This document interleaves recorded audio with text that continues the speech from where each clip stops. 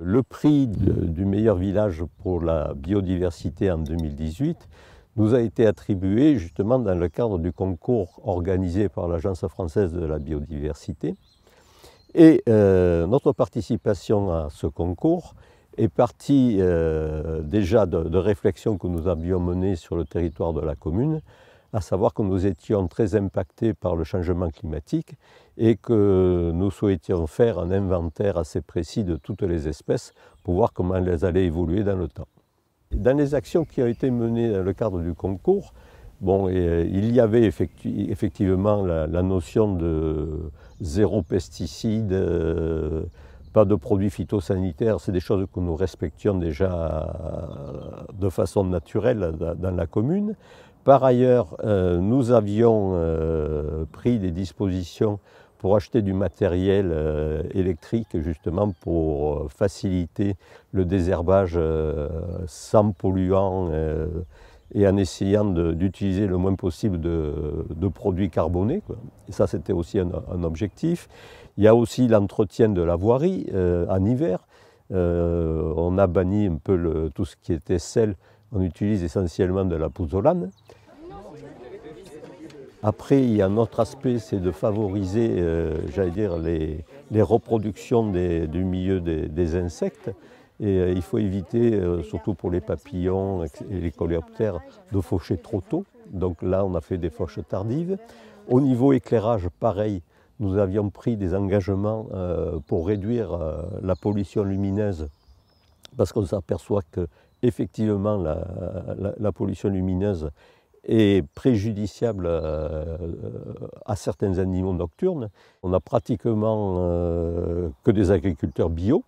Et au travers de notre agriculteur qui fait de l'élevage, on a essayé aussi d'adhérer, j'allais dire, à des principes naturels en matière d'équarrissage, par exemple.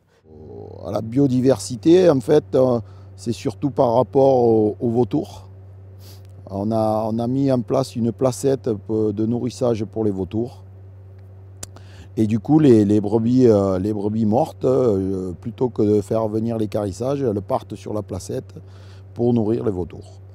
Voilà. Le village de vacances, il est, j'allais dire, dans une zone protégée, une zone naturelle protégée, c'est la châtaigneraie. Et de surcroît, il est dans un site assez extraordinaire par rapport justement au classement du parc national des Cévennes dans le cadre de la réserve internationale de ciel étoilé, parce que nous avons juste au-dessus du village de vacances un site d'observation du ciel, et ce site-là bénéficie, j'allais dire, de par sa position géographique, d'avantages assez extraordinaires, parce que tous les sommets qui sont tout autour sont légèrement plus hauts, et ce qui fait que nous n'avons pas la pollution lumineuse des grandes villes. Je suis arrivée l'an dernier dans cette école à Saint-Privat, et donc là, on avait rencontré le maire qui nous avait parlé de l'ABC de la biodiversité qui était mis en place sur la commune. Et donc on a fait différentes animations avec le parc national pour la création de nichoirs à oiseaux notamment. Et on a eu aussi des interventions de Samuel Zimmermann pour notre projet sur le potager. L'école, elle aide